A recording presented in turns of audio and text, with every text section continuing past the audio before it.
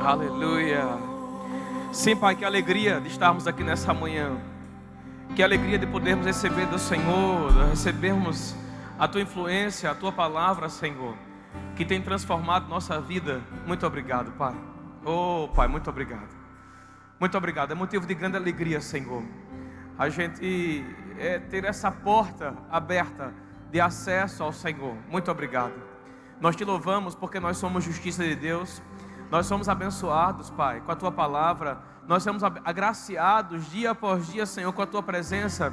Muito obrigado, Pai. Oh, aleluia. Que os nossos olhos, Pai, permaneçam cada dia mais abertos, para a gente entender isso, Senhor, e viver essa nova realidade que temos. A nova realidade de justos, Pai. A nova realidade de filhos, Senhor. Muito obrigado. Muito obrigado, Pai. Nós somos muito gratos ao Senhor por essa manhã, pela palavra que nós iremos receber aqui neste lugar. Que os nossos olhos espirituais sejam abertos, nossos ouvidos, Pai, estejam abertos, nosso coração, Pai, disponível para receber a Sua palavra, porque de fato somos uma boa terra, Pai, e nós vamos receber a Tua semente incorruptível, e ela vai produzir frutos na nossa vida, 30, a 60 e a 100 por um. Muito obrigado, Pai. Nós te louvamos e também te agradecemos no precioso nome de Jesus. E você diz o quê? Amém. Glória a Deus. Você pode cumprimentar alguém do seu lado? Diga para ele ou para ela: seja muito bem-vindo, meu irmão. Aleluia. Glória a Deus. Você pode se sentar. Amém. Eita, Deus bom. Deus é bom em todo o tempo. Amém, queridos? Então, como você bem sabe, nós estávamos... Obrigado, pessoal. Glória a Deus. Como você bem sabe, a gente estava de viagem, né? Maís e eu estávamos numa reunião de pastores em Campina Grande, e foi muito boa a reunião, irmãos. Amém? Foi muito boa, momento muito maravilhoso. Foi muito puxado, né? Porque a gente tinha reunião pela manhã, a gente tinha que estar lá antes das 9, 8h30 ali, e até 2 da tarde, 1h30 da tarde, 2, depois você ia para o hotel, você almoçava, né? Quando chegava no hotel para tomar um banho, já estava na hora de voltar de novo. Então foi um loop assim. Mas, queridos, como foi importante aquele momento junto com o Ministério Verbo da Vida, né? Nós fazemos parte do ministério maravilhoso. Amém, queridos? Glória a Deus. Então nós vamos continuar o assunto, né? A gente está ensinando sobre justiça de Deus. Eu vou compartilhar com você aqui um pouco das verdades que me veio ao coração para esse tempo de hoje, para esse dia de hoje, melhor dizendo. Nós vamos falar um pouquinho sobre a morte de Jesus, amém? Talvez não teve tanta empolgação sobre esse assunto, mas eu vou te falar uma coisa, queridos. É um assunto muito importante dentro do contexto da nossa vida com Cristo. E por que eu digo que é importante, queridos? Porque para a gente entender justiça, a gente tem que entender um pouco sobre essa questão, né, da morte de Jesus e o seu significado. A gente foi ensinado, a grande maior parte da gente aqui que está aqui nessa manhã, eu não sei com relação a você, mas eu me lembro quando garoto, minha mãe tinha um móvel lá em casa, que ficava a Bíblia aberta no Salmo 91. E atrás da Bíblia tinha uma cruz, né? E tinha lá Jesus crucificado. Eu não entendia muito isso não, irmãos. Mas, queridos, quando a gente está na igreja, a gente vem se expor a palavra. Tudo que eu via naquela época, minha mãe me ensinar sobre esse assunto, hoje tem muito mais sentido para mim. Por quê? Porque hoje eu entendo o quanto foi importante a morte de Jesus na cruz do Calvário. Ô pastor, e o que isso tem a ver, né, com a minha vida como cristão? Tem tudo a ver. Porque hoje a gente só pode desfrutar do que nós temos na palavra, porque Jesus morreu na cruz do Calvário por nós, né? Ele morreu na cruz do Calvário. E você pode me perguntar: ô pastor, se Jesus era Deus e Deus não morre, como Jesus Cristo morreu? Eu vou te responder: eu não sei. Amém? Mas a Bíblia me assegura que foi assim. Então pela fé eu creio que foi assim. Amém? Se você olhar, irmãos, a Bíblia também diz, eu não sei se você lembra, mas nós já ensinamos um pouco sobre isso lá no primeiro domingo, né? A palavra do Senhor diz que Jesus, ele veio como um homem à terra, né? E o seu pecado, o meu pecado foi colocado sobre ele. Em Romanos capítulo 6, a Bíblia diz que o salário do pecado é a morte. Então nós entendemos que se ele recebeu o nosso pecado, ele foi feito pecado no nosso lugar. Amém? Porque está lá escrito em 2ª carta aos Coríntios. Quero abrir esse versículo aqui. Vamos iniciar com ele, né? Vou abrir aqui com você. O pessoal da mídia pode ficar à vontade para abrir aí, a tela mudar. 2ª carta aos Coríntios, no capítulo 5 e no verso 21, diz assim a palavra do Senhor. Amém? Glória a Deus. Eu acho que não entrou não aí o meu tablet, não foi? Mas vocês podem observar aí. 2ª carta aos Coríntios, capítulo 5, e no verso 21, diz assim a palavra do Senhor. Aquele que não conheceu o pecado, ele o fez pecado por nós, para que nele fôssemos feitos justiça de Deus, né? Então a Bíblia diz, queridos, que Jesus Cristo não pecou, nós sabemos que ele não pecou, mas ele foi feito pecado. O meu pecado, o seu pecado foi colocado sobre ele. Ele recebeu o nosso pecado, irmão, para que nós recebêssemos a sua vida de justo. Daqui a pouco nós vamos ver um pouquinho sobre isso, né? Mas isso chama-se substituição. Ele recebeu a minha condição para que eu pudesse receber a condição dele. Ele foi feito pecado para que eu pudesse ser feito justiça. Ele foi feito maldição para que eu me tornasse abençoado. Ele foi feito miséria para que eu me tornasse próspero, amém? Para que eu me tornasse alguém com condições de continuar avançando. Então essa é a condição, esse é o que a Bíblia fala, quando ele diz assim, ó, aquele que não conheceu o pecado. Quem não conheceu o pecado? Jesus não conheceu o pecado. Ele o fez, ele quem? Deus o fez pecado por nós, para que nele fôssemos feitos justiça de Deus. Então eu quero que você entenda, irmãos, que a nossa justificação, né, está completamente ligada ao fato de Jesus ter morrido pelos nossos pecados. Ele foi feito pecado e ele morreu no nosso lugar. Por que ele morreu no nosso lugar? Para que nós pudéssemos desfrutar da sua vida.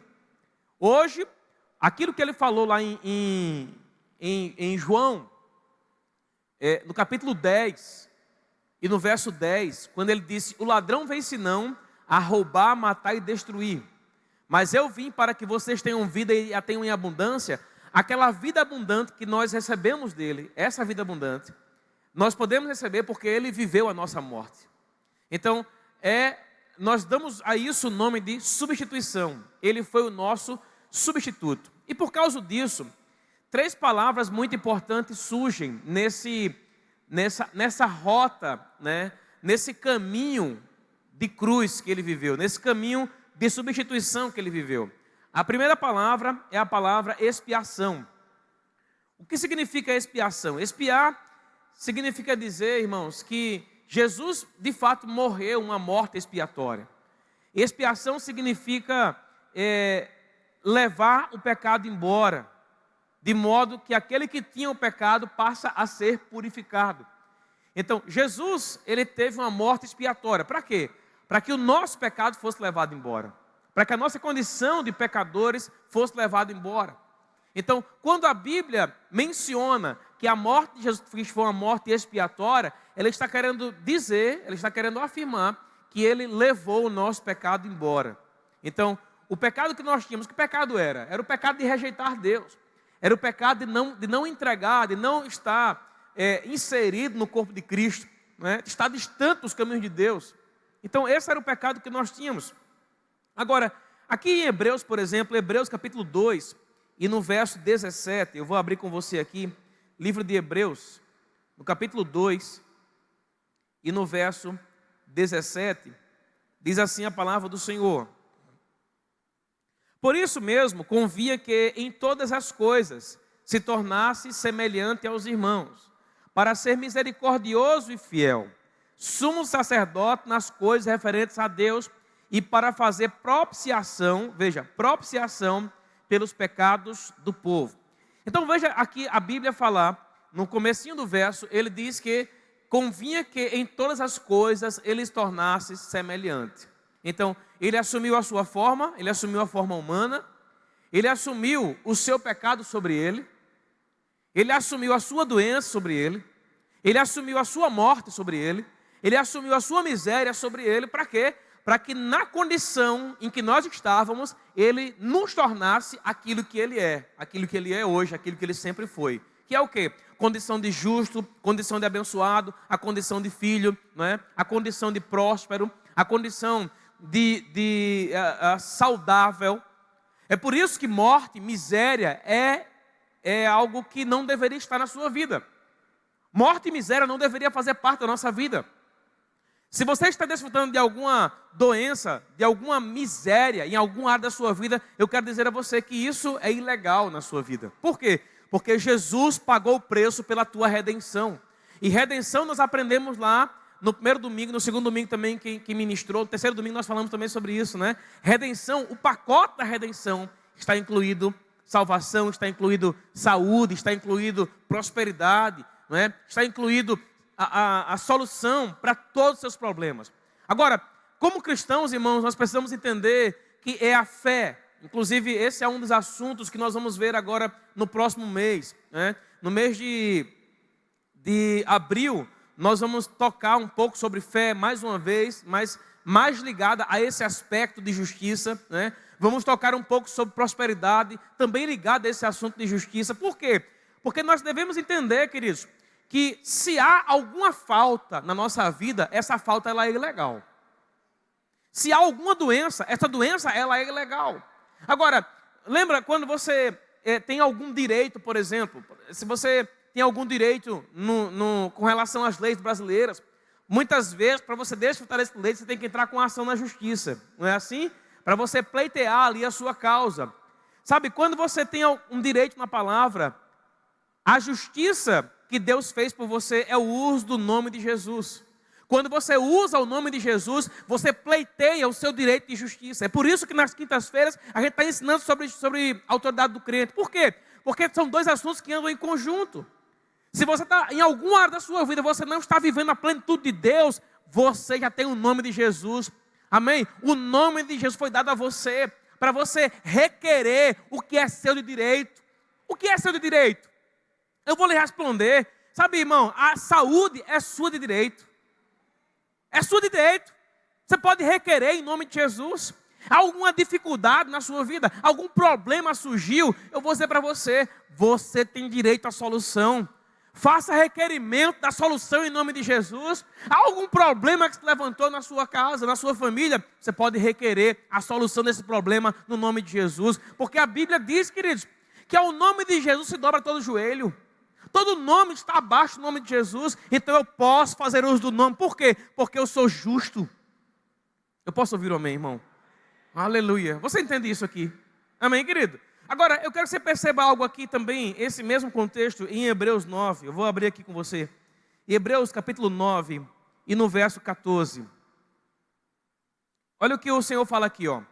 Hebreus 9, 14 diz assim, ó.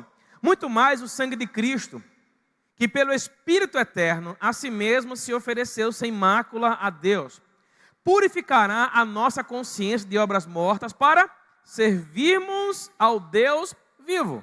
Então aqui nesse verso aqui já está falando sobre o sangue dele. Nós sabemos que o sangue, né, foi por meio do sangue que Deus iniciou a aliança conosco. Vamos lá, um ponto importante aqui, matéria aliança de sangue. No Antigo Testamento, todas as coisas do templo eram purificadas por meio da aspersão do sangue. A Bíblia deixa muito claro, e Deus foi construindo isso ao longo do tempo, que sem derramamento do sangue não haverá remissão de pecados.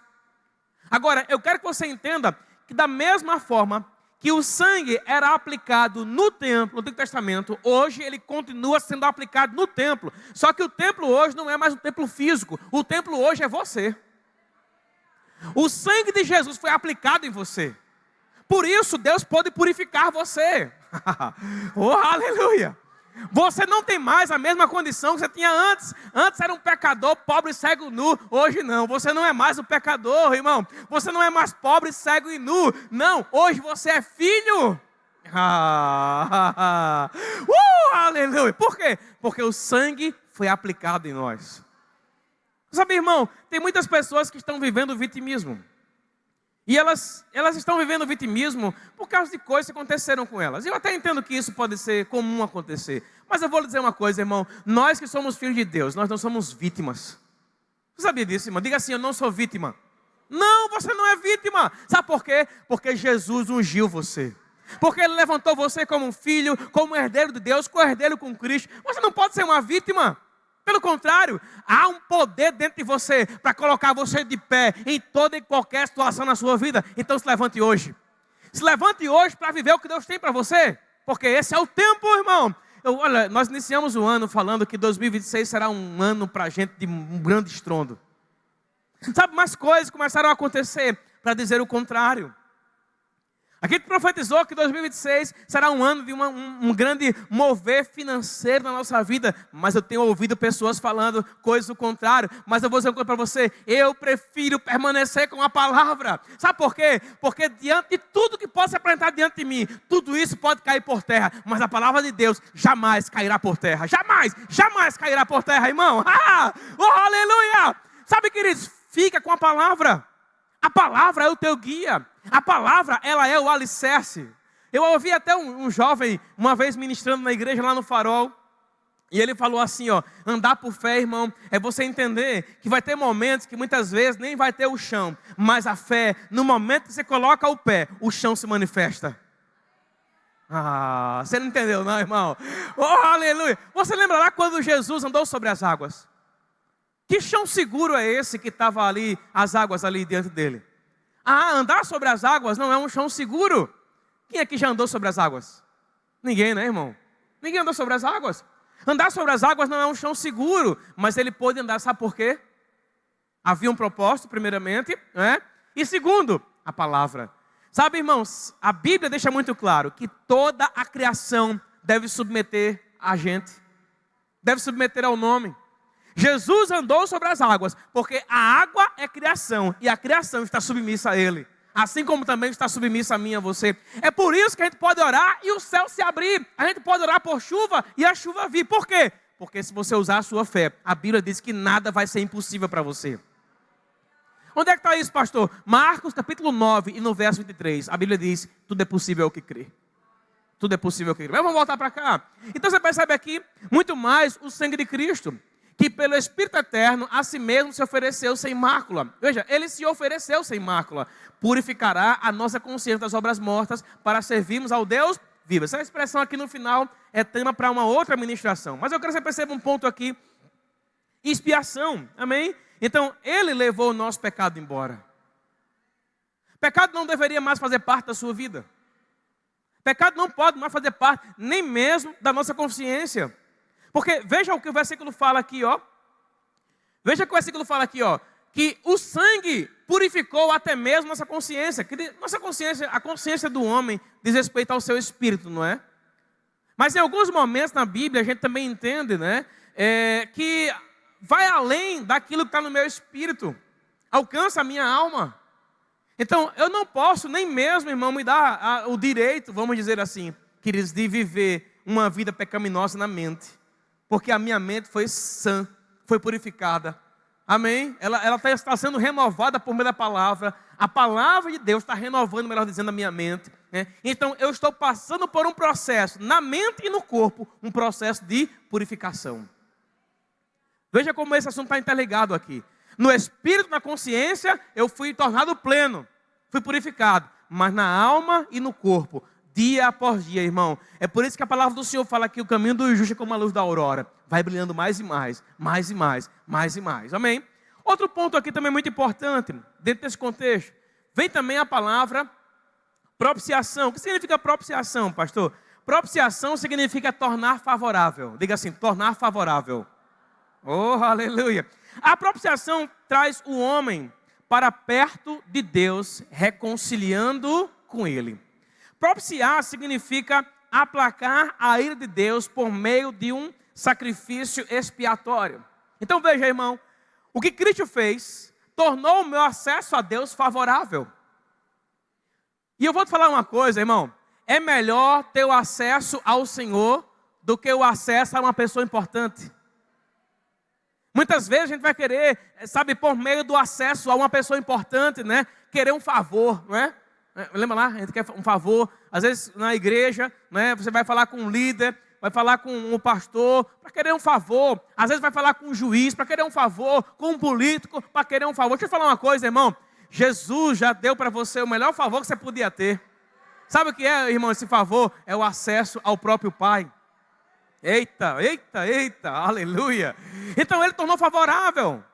O que ele tornou favorável? A minha vida plena na terra. Por isso que a gente canta, né? Há um refrão que o pastor Bruno canta aqui de vez em quando, né? Favor, né? Bondade, né? Fidelidade, né? Favor. Eu tenho favor dos céus. Onde eu vou, eu tenho favor dos céus. Favor me acompanha. Por quê? Porque essa expressão aqui, propiciação, irmão, tornou favorável Deus agir na minha vida. E eu vou te falar, Ele tem agido, viu? Ele tem agido. Deus tem agido na sua vida. Você pode não estar vendo, mas Deus tem agido na sua vida, irmão. É porque a gente está muito ficando concentrado no que nós estamos vendo. A gente está concentrado porque a gente quer ver. Nós queremos ver o resultado. E ver não é errado, a gente quer ver mesmo, irmão. Mas eu vou te falar uma coisa, mesmo sem ver, continue crendo. Porque a fé é o que vai manter, irmão, esse favor em perfeita operação na sua vida. É a fé que chama, é a fé que atrai, é a fé que opera, é a fé que desfruta, irmão. Sabe, eu me lembro quando o Senhor escreve lá em Hebreus, e não estava nem no script aqui, mas eu vou abrir lá. Livro de Hebreus. Eita, está sendo para mim essa pregação, viu? Oh, glória a Deus. Hebreus capítulo 10. Verso 35. Olha o que diz aqui, ó. Não abandoneis, portanto, a vossa... O que é confiança? Confiança é confissão. Não abandona a tua confissão. O que é confissão, pastor? Confissão é aquilo que eu estou declarando na palavra.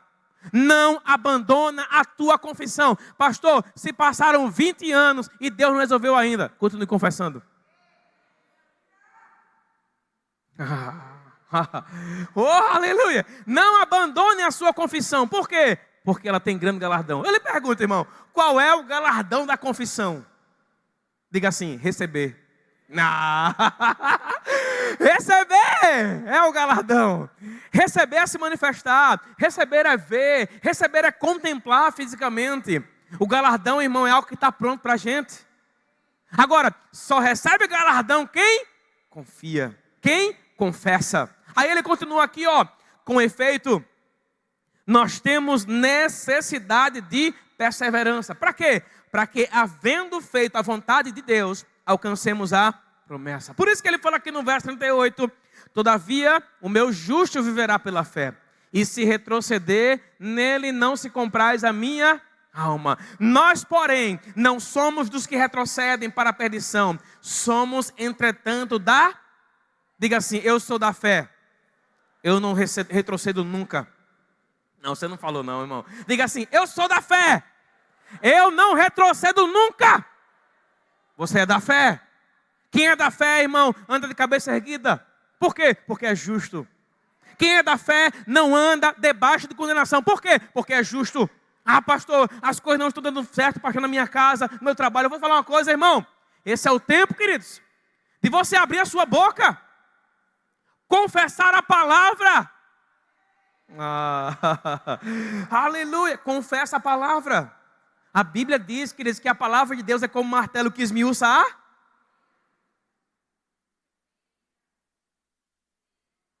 Obrigado, irmão. A palavra de Deus é como um martelo. Eu vi uma vez uma expressão, que eu desde criança fui criado com essa expressão, que dizia, água mole, pedra dura, tanto bate até que fura. Não é assim? Água mole, pedra dura. Vai na praia para tu ver isso. As grandes rochas no mar, muitas delas foram esculpidas pela água. Outros lugares, o próprio vento esculpe, né, as rochas. Mas veja, irmão, por que isso acontece? Porque ao longo do ano, o vento e a água não desistem. Sabe que vento, água e pedra tem simbologia na Bíblia? O vento é o quê? O mover do Espírito. Há um mover do Espírito em nossas vidas, querido. do Espírito em nossas vidas, irmão.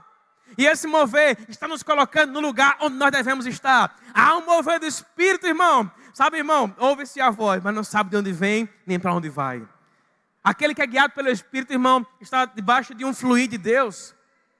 Aí a água, sabe, há uma passagem na Bíblia que o Senhor falou que aquele que cresce nele, do seu interior fluiriam o quê? Rios, né? Rios de água. Rios de água morta, é assim? É assim? Não, rios de água viva. O que a água faz? Pode olhar na fauna, na flora. Onde há água, há vida. Onde há água, há vida.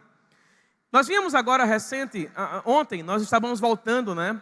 E como eu gosto de dirigir, até estou abusando um pouquinho de dirigir.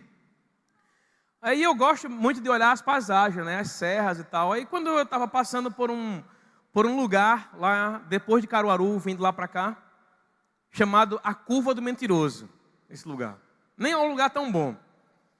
Quando eu estava fazendo a curva, que eu olhei à minha esquerda, paisagem seca. Lá no fundo, um lago. Ao redor do lago, vários animais. Ao redor do lago, vegetação. Eu tenho olhado muito, né, no YouTube sobre mananciais, né, sobre água que brota do solo. E aí eu estava vendo um testemunho de um rapaz que tem uma fazenda. Aí ele naquela fazenda dele, ele começou a sobrevoar a fazenda. Acho que foi algo assim. E aí ele começou a perceber que havia uma área na fazenda que mesmo no período de seca, aquela área estava verdinha. Ele olhou e ele falou, aí tem água. Ele pegou as suas máquinas, né, as cavadeiras, e ele começou a cavar o local. Quanto mais ele cavava, mais água minava. Por quê? Onde há água, há vida. Ei, irmão, você foi molhado pela água da unção. Há um rio, irmão, há um fluir de Deus trazendo vida para você. Vida! Se levanta hoje. É por isso que o crente não pode ficar depressivo. Por quê? Porque tem a vida de Deus fluindo dentro de si. Mesmo que haja uma área na sua vida, queridos. Qualquer área na sua vida que possa estar morta hoje. Eu quero dizer a você, está morta porque não está aplicando a palavra. Porque onde a palavra chega, vida se manifesta. Onde a palavra chega, vida tem que se manifestar. Eu lhe pergunto, quem prevalece? Luz ou trevas? Luz. Se você acende uma luz como essa aqui, pode haver a treva que for, ela não permanece. Quando a Bíblia fala sobre luz e trevas, a Bíblia diz que um mundo que habitava em trevas viu uma grande luz. Quem é a luz? Jesus. Eu lhe pergunto, Jesus está ou não está na sua vida? Se Ele está, as trevas não podem prevalecer. Se Jesus está, morte não pode prevalecer. Meu Deus do céu. Então eu vou te falar, finalizando aqui, no verso 99, não retroceda. Há uma nota no meu coração de pessoas que estão retrocedendo nesse tempo. Eu ouvi agora, irmão, o ministério reconhecendo algo que eu tenho observado aqui na igreja. Eles estavam falando sobre, foi o apóstolo Guto, né? Um dos comentários lá, uma das ministrações, estava se falando sobre o desafio das igrejas no tempo de hoje. Aí ele começou a falar sobre isso, e aí, dentro desse desafio, sabe o que falava? Sobre os irmãos que foram alcançados pela palavra da fé, mas que não congregam mais. Não congregam mais. Graças a Deus que eu não tenho esse problema aqui, meu irmão? Confissão isso aqui, tá? Porque eu vou te falar. A gente, irmão, está escolhendo o culto. Tem muita gente na igreja que escolhe o culto. Eu não digo nenhum problema, querido, se é alguma deficiência, que você tem em algum horário, alguma debilidade, né? Algum problema que surge, né? Alguma dificuldade com relação a transporte. Amém, queridos? Mas eu vou lhe falar uma coisa, queridos. A gente não deveria ter liberdade para escolher culto. Sabe quando você está... Eu me lembro quando garoto, eu não posso deixar de contar os meus testemunhos quando garoto. Porque eu tenho uma mãe que me criou muito bem. Eu me lembro quando garoto, queridos, quantas vezes minha mãe cozinhava as mesmas coisas. Alguém aqui gosta de almôndega? Eu odeio almôndega. Hoje mais não, mas eu odiava almôndega. Ixi, eita coisa ruim do troço, era almôndega. Mas de vez em quando no almoço, ou no café da manhã, ou na janta, era almôndega. Coisa ruim. Meu Deus do céu. Mas eu me lembro que quando muitas vezes tinha almôndega lá, no primeiro momento eu não comia bem as almôndegas. Mas depois, irmão, tinha que comer. Era o que tinha. E eu fui ensinado a comer o que está na mesa. Então eu comia o que estava na mesa. Amém, queridos? Tinha o tempo daquela carne extraordinária. Louva a Deus, queridos, porque o tempo que nós estamos vivendo hoje é um tempo muito diferente. Mas eu me lembro quando garoto, quando meu pai nos deixou, né? Eu me lembro do desafio que foi para uma pessoa só dentro de casa colocar tudo, dar tudo para a gente. Eu me lembro que teve uma época que minha mãe precisou tirar a mim e as minhas irmãs do colégio particular que nós tínhamos. E aí todo mundo foi para o colégio público. Eu não. Sabe por quê? Porque eu me lembro como hoje. Eu fui lá, eu fui criado desde criança num colégio particular. E a diretora, Dona Zilda, gostava muito de mim. Muito que ela gostava. Aí eu me lembro, já estava matriculado no colégio Bom Conselho na época, lá em Bebedouro. Aí eu me lembro, rapaz, não vou estudar aqui não. Vou lá falar com Dona Zilda. Aí eu fui lá e falei com ela. Dona Zilda, ela disse, meu filho volta. Eu fiquei sabendo depois. Eu pensei que eu tinha ganhado uma bolsa, mas depois minha mãe me disse que minha mãe teve que pagar, não foi? Mas aí minhas irmãs foram para o colégio público e eu fui para o particular. Por quê? Porque eu entendia que eu tinha acesso à diretora. Sabe, irmão, não tem nenhum problema, não quero fazer nenhuma assim. Mas, às vezes quando você tem no seu coração uma coisa que é melhor para você, por que você se conforma com o pior? Por quê? Não, eu sei que foi disponibilizado para mim o melhor, amém? Naquela época, em algum momento ali, o melhor que nós tínhamos era a almôndega, e a almôndega era maravilhosa. Mas o tempo da picanha chega. Amém, querido? Não tem nenhum problema que tem alguém no nosso meio, alguém que me escuta agora, que na vida está comendo almôndega. Eu não quero fazer aqui um trocadilho dizendo que a almôndega é ruim, tá? Mas para mim era. Mas, vou te falar uma coisa. Tu pode comer a almôndega com vista na picanha. Aleluia. Talvez não seja a almôndega. Talvez seja alguma área na sua vida que é o calcanhar de Aquiles. É a pedra no sapato. Mas que tal você deixar de viver o agora e passar a ver o que Deus tem? Eu sei, Pai. Eu estou suportando isso aqui, mas há uma alegria proposta para mim. Há algo grande que vai acontecer. Há algo grande, Pai. Aleluia. Por quê? Porque eu não vivo pelo que eu vejo. Não vivo pelo que eu vejo. Eu fugi do assunto, mas tem problema não. Estou sendo guiado, meu irmão. Outra palavra também, Aí é onde a gente entra na palavra redenção. Esse conjunto de palavras aqui, eles compõem uma única palavra que eu ensinei lá no primeiro culto, que é a palavra lutron, né? Que diz respeito está ligada intimamente à palavra redenção. Então eu quero que você entenda que a redenção do Senhor foi conquistada para a gente. E aí o que significa, pastor? Redenção.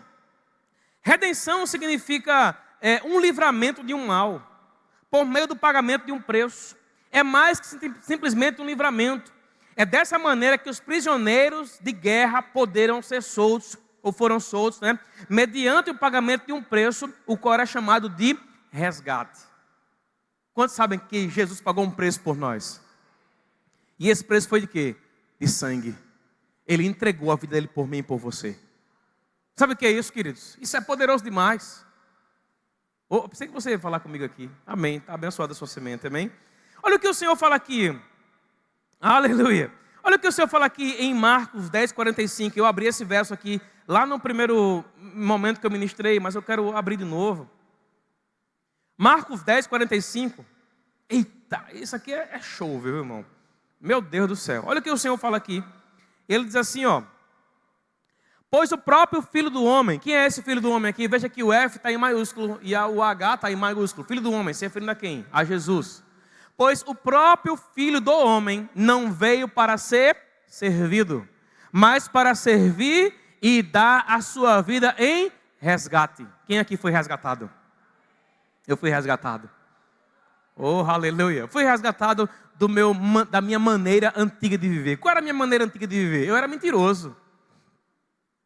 Eu falava um palavrão empurrado. Mas muito pior do que mentira, do que palavrão, sabe o que era? Eu não tinha a natureza de Deus. Eu não era filho de Deus. E agora eu sou. Quem é que pode dizer assim? Agora eu sou. Agora nós somos. Nós somos filhos de Deus. Aleluia. Então, Ele me resgatou. Agora, dentro desse contexto aqui, já para ir finalizando, eu quero que você perceba que a Bíblia menciona de fato que Jesus Cristo foi feito pecado. A palavra do Senhor nos assegura que a alma que pecar, essa morrerá. Mas nós sabemos que Jesus não pecou. O primeiro verso que nós abrimos hoje, que foi segunda carta aos Coríntios, capítulo 5 e no verso 21, a palavra do Senhor diz que Ele foi feito pecado por nós. O seu pecado, o meu pecado foi colocado sobre Ele. E agora eu vou abrir um verso aqui que eu acredito que nós vamos abrir muito ele em abril. E eu vou ministrar sobre isso hoje à noite. Hoje à noite o que eu vou falar é sobre prosperidade, sobre finanças, né? Eu vou falar sobre isso hoje à noite, tá? Abra comigo a sua Bíblia em Gálatas capítulo 3. Vou abrir com você aqui, Gálatas 3, 13. Aleluia! Olha o que o Senhor fala aqui, ó. Aleluia! Diz assim a palavra do Senhor, amém? Cristo nos resgatou da maldição da lei. O que era a maldição da lei? A maldição da lei consistia em 3 princípios universais. Quais eram os 3 princípios? Enfermidade, morte e miséria. Tudo que você vai olhar em Deuteronômio, eu quero até desafiar você a ler Deuteronômio 28 em casa. O resumo de Deuteronômio 28 é enfermidade, morte e miséria. Enfermidade, morte e miséria. Então, esses são os 3 pilares da maldição da lei. Enfermidade são doenças mesmo, né? Morte não é somente a morte física, mas a morte física ela é uma consequência. Quando eu falo sobre morte, eu quero me referir à morte espiritual, ou seja, a separação entre Deus e o homem. O homem estava condicionado a estar distante de Deus, morto espiritualmente. Por isso ele tinha enfermidade e por isso ele tinha miséria. Enfermidade é algo que age no corpo. Miséria é algo que age fora do corpo, né? Não diz respeito somente à falta, à ausência de recurso, né? À fome. Não é somente isso. Miséria é tudo aquilo no natural que se levanta contra a palavra, né? Que diz respeito à provisão, que diz respeito à abundância de Deus. Tudo que impede você, né? Se você está, por exemplo, sem dinheiro, é miséria. Quem é que gosta de estar sem dinheiro? Ninguém, né, irmão? Graças a Deus, né?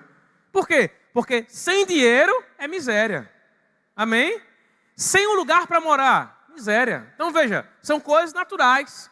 Entende? Tudo isso é miséria. A Bíblia diz que Ele me resgatou. Então falta não deve fazer parte da sua vida.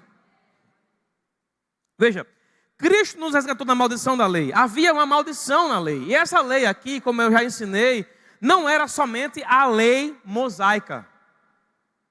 Mas, se você olhar, por exemplo, para Gênesis 2, quando Deus coloca o homem no Éden, Deus dá uma ordem ao homem. Que ordem era aquela?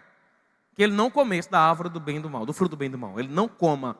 Porque no dia em que você comer, certamente você vai morrer. Essa era a lei inicial.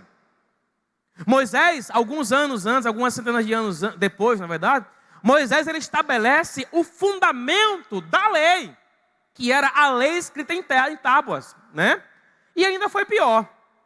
Por quê? Porque a lei escrita em tábuas, aí por meio de Moisés, ela veio mostrar ao homem que o homem era incapaz. Ela enalteceu a incapacidade do homem. Isso foi a lei. E aí, quando a Bíblia diz que quando o homem não cumprisse a lei, Deuteronômio 28, viriam sobre ele maldições. Aí é onde a palavra do Senhor fala aqui, ó. Cristo me resgatou das maldições ou da maldição da lei. Por quê? Porque a lei veio para mostrar o que você não podia e não tinha e não era capaz. O resgate veio para colocar em você a condição de ter aquilo que a lei dizia que você não tinha. Então hoje, irmão, eu não sou mais amaldiçoado. Hoje você não é mais amaldiçoado. Seu casamento não é amaldiçoado. Seus negócios não são amaldiçoados. Seu trabalho não é amaldiçoado. Você pode estar gostando de alguma coisa na sua vida, mas eu quero dizer a você, você não tem nada na sua vida de amaldiçoado. Então deixa de amaldiçoar as coisas na tua casa. Deixa de amaldiçoar o teu casamento. Deixa de amaldiçoar os teus pertences, irmão. Deixa de amaldiçoar. Por quê? Porque se você é justo, o que está na sua vida é fruto de justiça, é abençoado.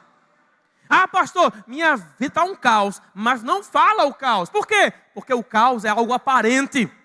Você não vive pelo aquilo que é aparente, você vive pela fé, e a fé está na palavra. O que a palavra diz é a verdade para você. Ah, você vai olhar para a sua conta bancária e você vai dizer, ah, que desgraça, só tem R$1. Não, você não vai dizer isso. Você vai olhar e você vai dizer, quanto você quer?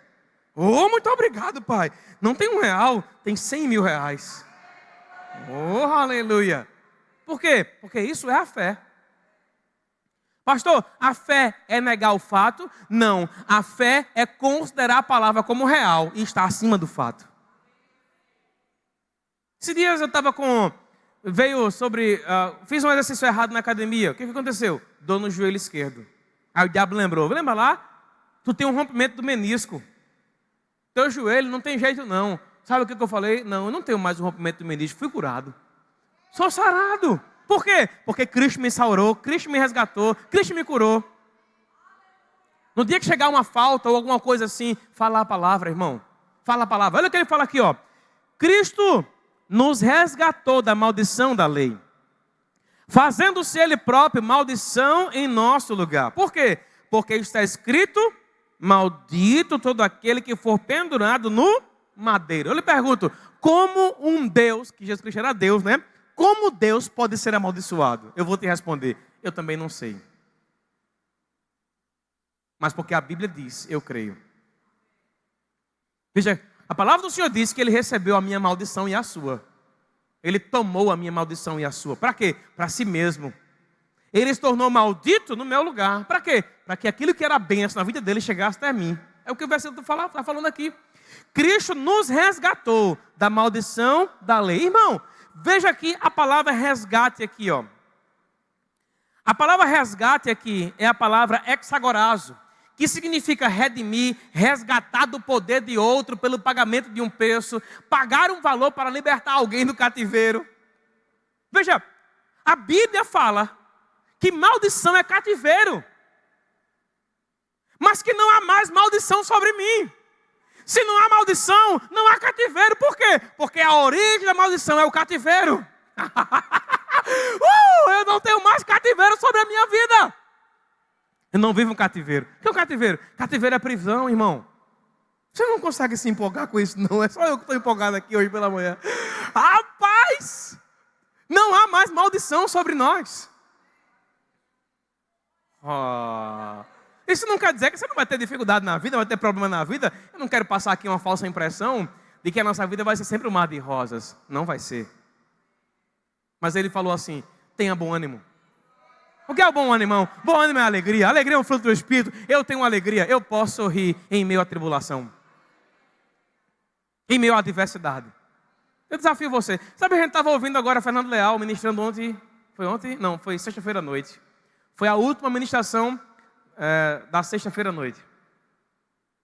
E aí ele falando um testemunho do pastor Bud. Pastor Bud com uma pedra. Ele disse que era uma pedra enorme, né? E aí uma dor terrível. E o único lugar que ele se sentia bem era sentado no vaso. Veja. Sentado no vaso, Judá. Pastor Bud. O único lugar que a dor diminuía era sentado no vaso. Aí ele percebeu que aquela dor estava roubando a alegria dele. O que foi que ele fez? Ele começou a rir. Só que ele não começou a rir aquela risada que dá rochedo mesmo, não. Ele começou a rir o ha-ha. Parece forçado, né? Aí ele disse, daqui a pouco, irmão, começou a rir com gosto mesmo. E ele sentiu algo acontecendo ali. Sabe o que aconteceu? Ele sentiu, viu aquela vontade e a pedra foi expelida. A dor já não existiu mais. Que tal a gente começar a rir? Que tal a gente começar a rir, Levi? Sorria, meu querido. Ei, ri. Sabe por quê? A alegria do Senhor é o quê? Deixa eu te falar uma coisa, irmão. A alegria é do Senhor que está em você, não é a sua, não. Por quê? Na força dele nós somos fortes. Na sua riqueza somos ricos, como a própria música fala, não é? Esse é um tempo da gente se alegrar, irmão. Ah, pastor, o senhor não sabe da minha vida. Aí eu vou te falar, tu também não sabe da minha? A gente está aqui, tio. Aleluia, pressões, irmão. Pressões na mente nesse tempo, rapaz. Eu tenho vivido isso, pressões na mente. Pressões que vêm para querer, sabe, me parar, me derrubar, me paralisar. Pressões. Tu pensa que é só tu que passa por pressões, é? Não é. Um dia desse eu estava, agora recente, quando foi, até compartilhei no aconselhamento esse testemunho. Quando eu dormi já tarde, a gente foi resolver alguma coisa, mas a gente foi dormir umas 2 da manhã. 5 horas, os olhos abriram. Sono da pega, mas não consegui mais dormir. Aí eu fiquei sondando, pai, foi o diabo que me acordou ou foi o Senhor que me acordou? Porque quando é o diabo, a gente acorda preocupado. É quem já acordou preocupado aqui? Sabe o pior momento muitas vezes é na madrugada, irmão. Porque é na madrugada que vem uns pensamentos incontroláveis, sabe? Que impede você de dormir, aquele turbilhão de coisa. Impede você de dormir. Aí eu falei assim, Senhor, foi o Senhor ou foi o diabo? Aí o Senhor não me respondeu não. Mas na mesma hora me veio uma vontade tão grande de orar, aí eu entendi, pai, foi o diabo não, foi o Senhor. Me levantei da cama, comecei a orar. Fui para a cozinha, né, peguei meu material de estudo, amém? Comecei a ler, comecei a orar e tal. Aí quando penso a hora foi passando. E eu já não lembrava mais que estava com sono. Sabe, quem está acordando você nas suas madrugadas? É Deus ou é o diabo? Porque se for o diabo, volta a dormir, tá? Se for o diabo, irmão, volte a dormir. Mas se for Deus, aleluia. Aleluia. Olha o que ele fala aqui, ó. Mensagem de música pode vir, não tenho mais tempo. Cristo nos resgatou da maldição da lei, fazendo-se Ele próprio maldição em nosso lugar, porque está escrito, maldito todo aquele que for pendurado em madeiro. Verso 14, ele fala, para que a bênção de Abraão chegasse aos gentios em Jesus Cristo, a fim de que recebêssemos pela fé o Espírito prometido.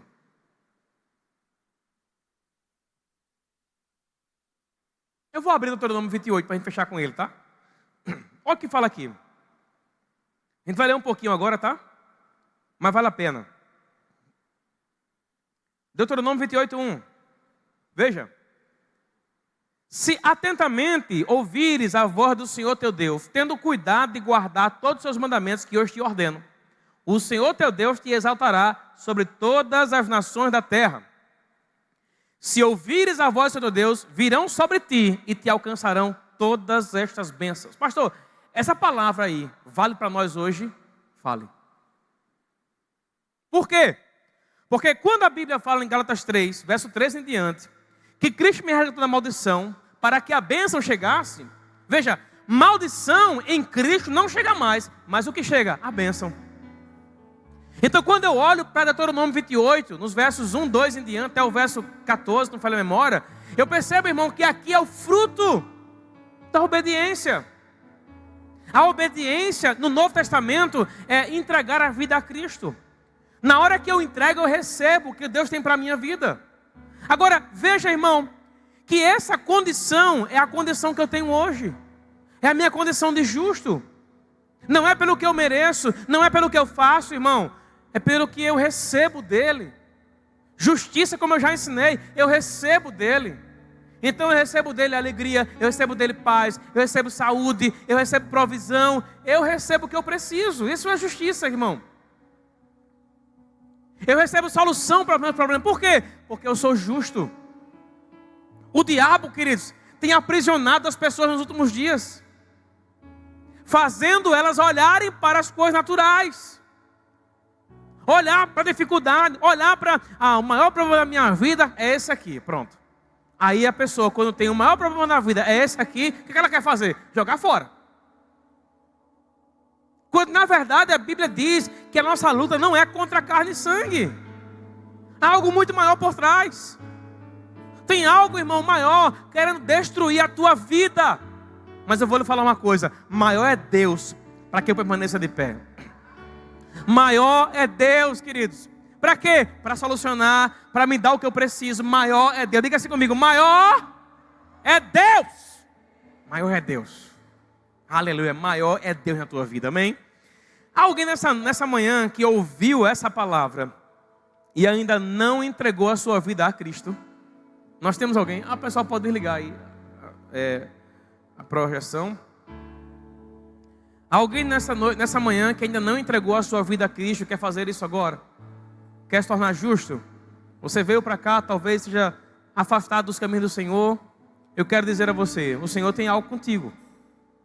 E hoje é o dia da tua reconciliação, da tua salvação.